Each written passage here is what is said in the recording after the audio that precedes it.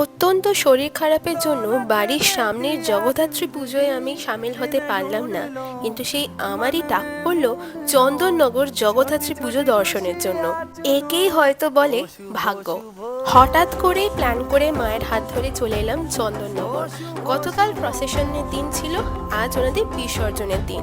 বিসর্জনের আগে one last time পুরো গোটা স্ট্যান্ড রোডটা জুড়ে প্রতিটা জগদ্ধাত্রী পুজোর প্রতিমাকে কিন্তু ওনারা বারবার প্রদক্ষিণ করাচ্ছেন বা প্রসেশন করাচ্ছে।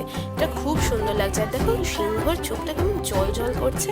আর সব থেকে যেটা আমার ভালো লাগলো, প্রতিটা জগদ্ধাত্রী পুজোর প্রতিমার মাথায় দেখো স্পেশালি রেড হার্ট বেলুন রয়েছে, প্রতিটা ঠাকুরের মাথায় রয়েছে। কিন্তু এই জিনিসটা আমার ভীষণ অ্যাট্রাকটিভ লাগলো। জানি না এর পেছনে অন্য কোনো কারণ আছে কি না। জাস্ট চাইবো আসছে বছর আবার যেতে। বছর বছর আমাদের ভূমিতে এসো মা, সবাইকে ভালো রেখো আর নিজেও ভালো থেকো।